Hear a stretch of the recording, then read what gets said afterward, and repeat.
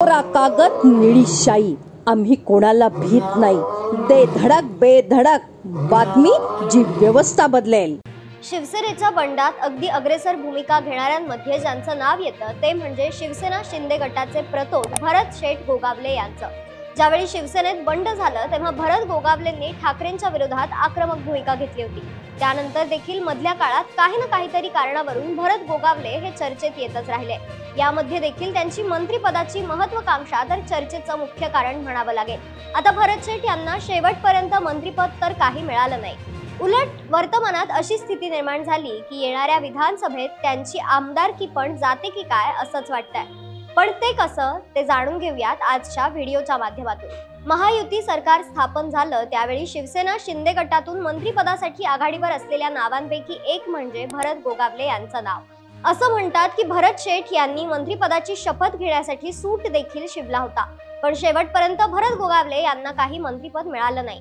त्यांच्या कारकिर्दीवर एक नजर टाकली तर त्यांनी 2009, 2014 आणि 2019च्या विधानसभा निवडणुकीत महाडमध्ये शिवसेनेचा भगवा फडकवलाय। यामध्ये महत्त्वाची बाब म्हणजे 2004च्या विधानसभा निवडणुकीत हा मतदारसंघ राष्ट्रवादी काँग्रेसच्या माणिक जगतापांनी शिवसेनेकडून खेचून नेला होता। मात्र 2009 साली पुन्हा भरत गोगावलेंनी महाड मतदारसंघ शिवसेनेच्या गोठ्यात दाखल केला।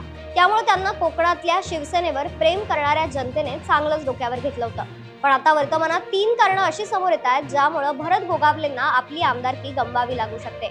त्यातलं पहिलं कारण म्हणजे भरत गोगावलेंची शिवसेना फुटीत अग्रेसर भूमिका।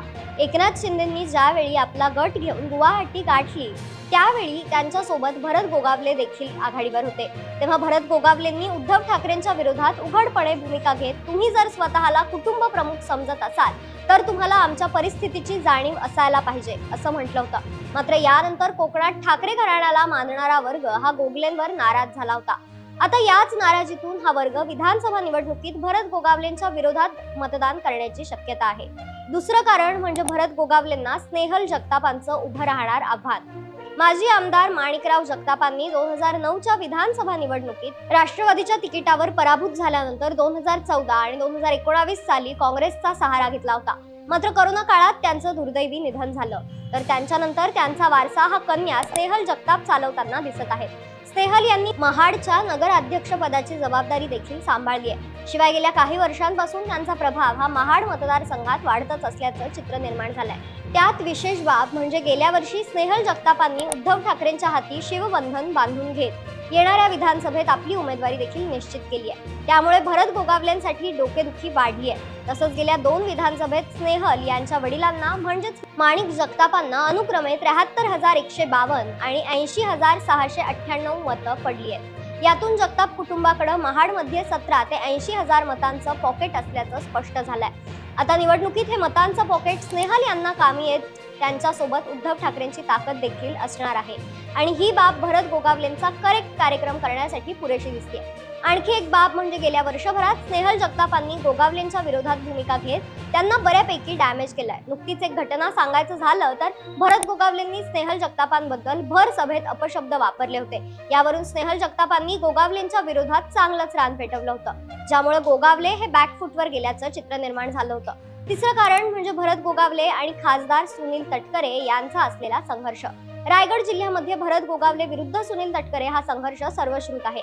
स्थानिक पातळीवर अनेकदा या दोन्ही नेत्यांमध्ये वाद झाल्याचं देखील पाहायला मिळतं। राष्ट्रवादी फुटीनंतर सुनील तटकरे आणि त्यांची मुलगी आदिती तटकरे ज्यावेळी महायुतीमध्ये सहभागी झाले होते तेव्हा आदिती तटकरेंना रायगड जिल्ह्याचं पालकमंत्रीपद नको अशी आक्रमक भूमिका गोगावलेंनी घेतली होती। आता येणाऱ्या काळात तटकरे विरुद्ध गोगावले हा संघर्ष कुठेतरी भरत गोगावलेंच्या पराभवाचं एक कारण ठरू शकतो, कारण भरत गोगावले हे येत्या काळात आदित्य ठाकरेंच्या राजकारणाला धोका निर्माण करू शकतात। त्यामुळे खासदार सुनील तटकरे हे निवडणुकीत गोगावलेंच्या विरोधात स्नेहल जगतापांना मदत करू शकतात असं बोललं जात आहे। आता या सर्व बाबींवर तुम्हाला काय वाटतं? खरंच भरत गोगावले हे येणाऱ्या निवडणुकीत पराभूत होतील का? स्नेहल जगताप गोगावले यांचा विजय चौकार रोखू शकतील का? आम्हाला कमेंट्सच्या माध्यमातून कागद निळी शाई, आम्ही कोणाला भीत नाही। दे धडक बेधडक बातमी जी व्यवस्था बदलेल।